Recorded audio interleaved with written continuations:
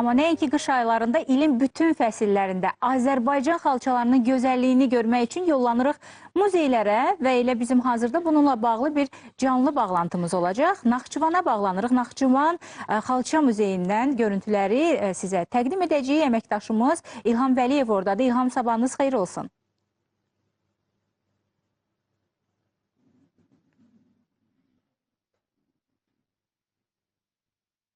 Bəli, biz hazırda Kamil Əliyev adına Naxçıvan Dövlət Xalça Muzeyindəyik. Bildiyiniz kimi, xalça, yəni Naxçıvan Xalçaçılıq Məktəbi, Qarabağ və Təbriz Xalçaçılıq Məktəbindən bəhrələnsə də, Naxçıvan xalçaçılığının özünə məxsusluğu var. Bunları izah etməyə çalışacağıq. Operatorumdan xahiş edəcəm, xalçaların kadrlarını təqdim etsin.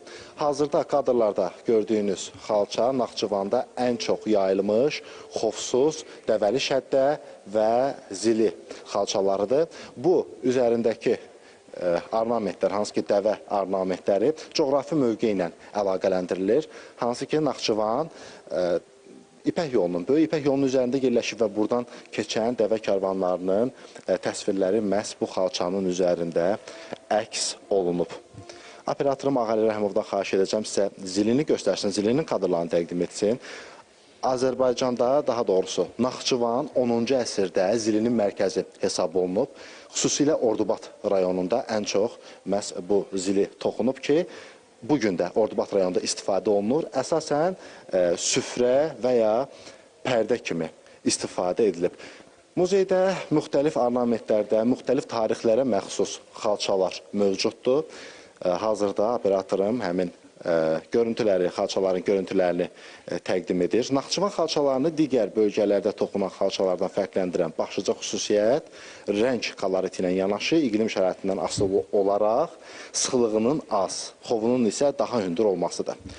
Rəng palitrasında isə sürməyi, şəkəri, qəhvəyi, qırmızı, tünd qırmızı, narıncı və firuzəyi tonlara üstünlük verilir. Əsasən, Naxçıvan Xalçaçılıq Məktəbinə aid xalçalar həndəsi ornamentlər bəzəyir. Bu da Naxçıvan iqlim və zəngin memarlığından asılı olub. Mömrəxatın türbəsinin üzərində olan ornamentlərdən bir çox xalçaların üzərində də hazırda rast gəlinir. Ənənəvi xalça toxuculuğu Naxçıvan demək olar ki, bütün bölgələrində yayılıb, xüsusilə Şahbuz, Ordubat, Babək bölgələri incə əl işləri və zəngin naxışlarla seçilən xovlu, xovsuz xalçaları ilə tanınır. Hazırda sizin kadrlarda gördüyünüz, qarşısında dayandığımız bu xalça isə Naxçıvana məxsus ən qədim xalçalardan biridir. 1800-cü ildə Şərur rayonunda toxunub. Fərqləndirən əsas xüsusiyyətləri sıx toxunuşu, ornamentləri və rəngləridir. Xovlu xalçadır, lakin qədimi olduğu üçün hazırda xovları tökülüb, üzərində 110-a yaxın buta ornamentləri təsvir olunub. Eyni zamanda haşiyə hissəsində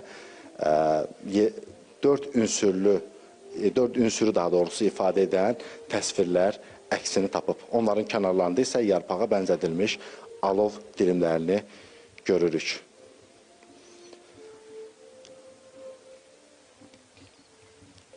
Bəli, Sovet dövründə xalçaçılıq sənayeləşdirilərək fabriklərə daşınsa da, bugün xüsusilə Naxçıvanda bu ailələrə köçürülüb və ənənə kimi bugün də qorunub saxlanılır.